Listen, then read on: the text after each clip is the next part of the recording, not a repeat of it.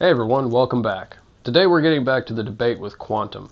I did have another aviation related video lined up that I was going to do before we came back to this, but I felt that his video required a more immediate response, and you'll see why here in just a moment. Now, after my last aviation upload, I went to his channel and dropped a message on the most recent video he had at the time.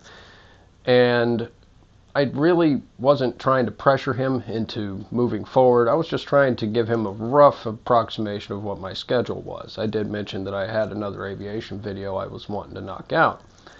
It had been 10 days at this point, and I hadn't seen anything addressed to me from periodically looking at his channel, so I wanted to make sure that there was something in the works so that when I did get done with my aviation video, I'd be able to start working on his response. So the next day when I woke up to this message and a new video in his channel, I was surprised because, like I said, I wasn't trying to rush him. As short as it was, I was really just expecting a question. So when I watched it in my pre-coffee haze, praise Bean and his holy brew, my reaction was one of frustration, to say the least. Hey, Truth. I guess for that video that I responded to you about what I think about the theory of evolution. I just technically restate my original argument, I guess, about the caterpillars. I'll be honest here. Your response was infuriating because I'd spent a good deal of time putting together a video explaining that caterpillars and butterflies, in this particular example, are not different species. Metamorphosis is part of the natural life cycle from juvenile to adult, which apparently was completely ignored. But hey, if I haven't convinced you, if my explanation has not convinced you, that simply means I haven't met your burden of proof yet, and I'm willing to accept that. It doesn't mean that I won't. I will endeavor to do so. This next bit didn't do much to help my mood either.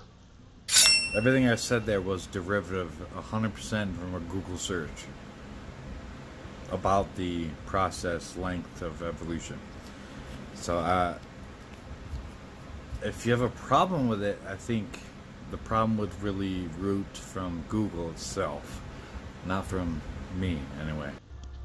The unfortunate fact here, and the source of my frustration, is that Google, as a result of the way the algorithms that they use are constructed, tailor search results to each individual user. So if you're like me and you spend a lot of time researching scientific subjects and referencing peer-reviewed articles, journals, and collegiate level textbooks, those are the sources that are going to populate for me as the first primary search results. If, on the other hand, you don't use such sources, those other sources are going to be your primary go-to at the top of your Google search list. We can search the same terms, the exact same time, sitting right next to each other with our phones, and we will come up with different results, which is why I still haven't been able to turn up your article. That's why I am so adamant about receiving links and giving links to what I reference. That way we're on the same page. I felt that needed to be addressed. So now we're going to move on to your question for me. And a question for you. Okay.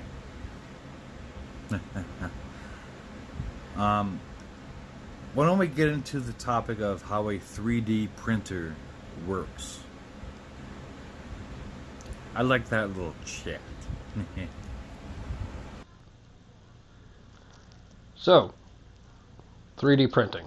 Okay, I wasn't expecting that, but whatever, I'll roll with it.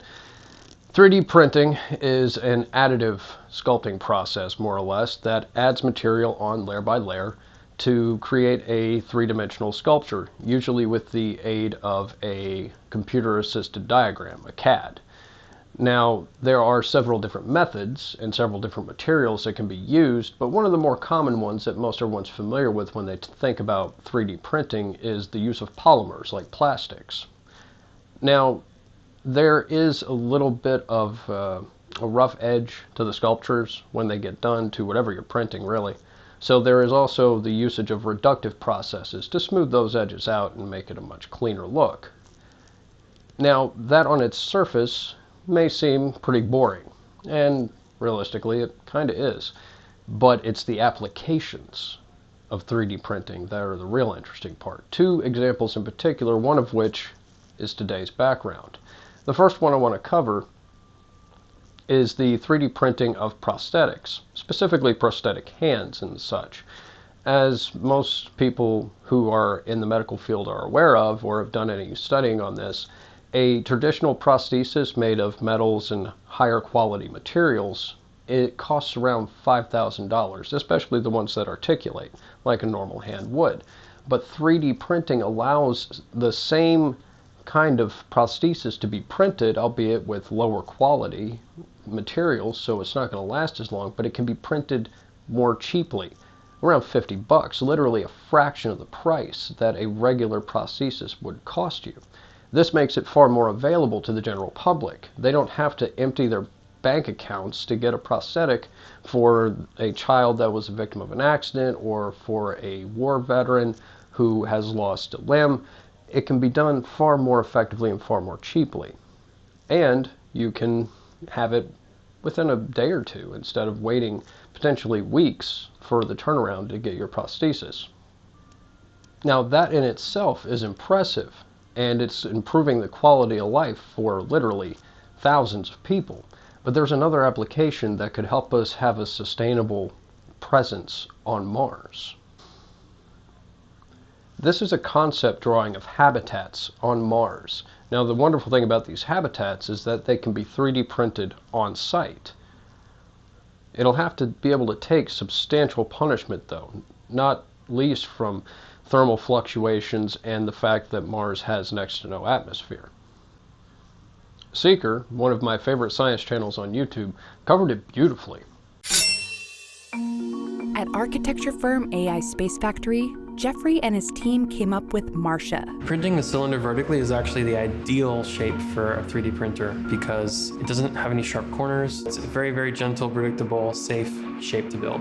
The interior of the habitat is pressurized, and that means that it wants to sort of blow up like a balloon. And so you need a shape that can efficiently hold back all that pressure.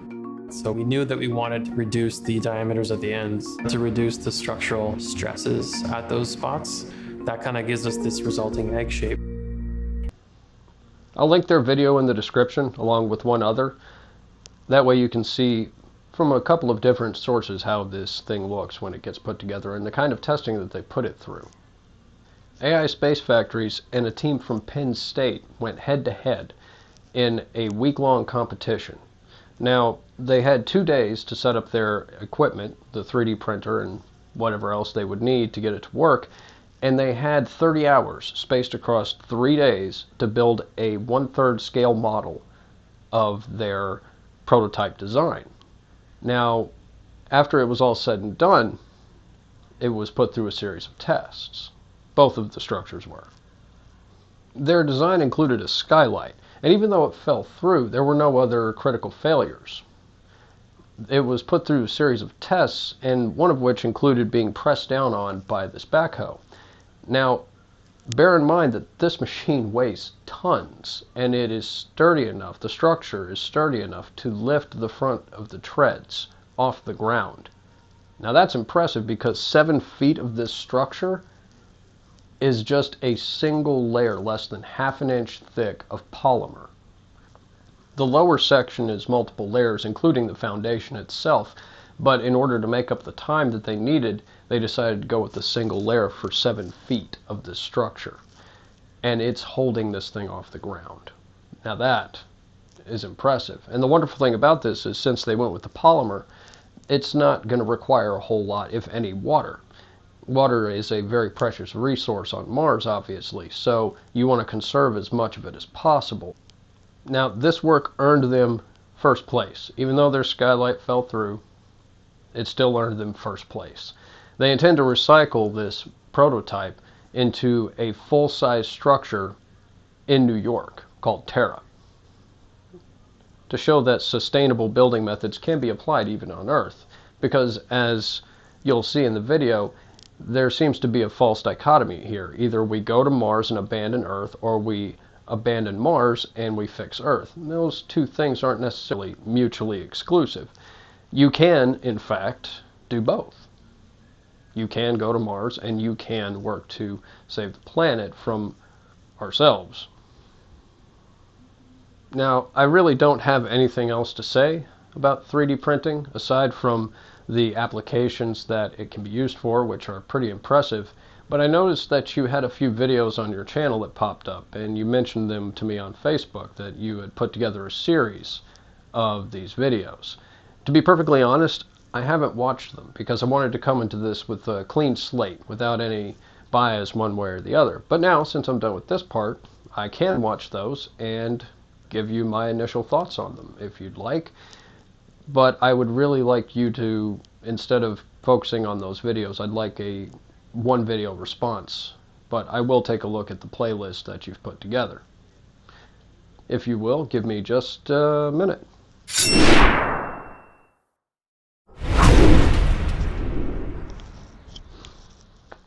Alright, I don't have words for what I just watched. I really don't. You're making the most erroneous connections that can possibly be made. You're straight up pulling an apologist and referencing the quantum to explain how someone can 3D print metal, and you didn't even cite the video. Well, you cited the video with the channel name, but you didn't leave a link to make it easier to see what the hell you're talking about, and that's something that you need to fix immediately. Provide links to what you're citing. It will go a lot smoother if you do.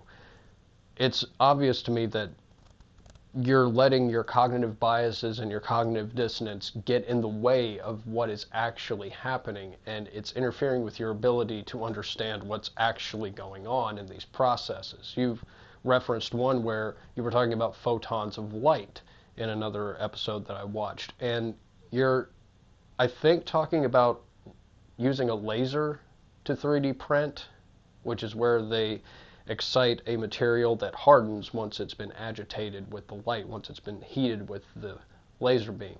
It hardens and it's just brought layer by layer, the same way that you would use a polymer, but it's using light to get more precise. But it's infuriating to me that I really can't tell what the hell you're talking about. That's it for now, guys. I got nothing else. As always, you can find me in these places. I'm in the process of putting together a Discord, and I'll have that hopefully up and running by the time I do my next upload.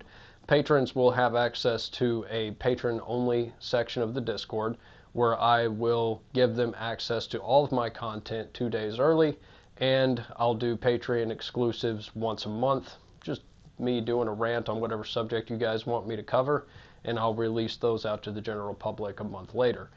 If you're not a patron, please consider becoming one. Every little bit helps me improve the quality and content of the videos that I put out to you. Stay curious, guys.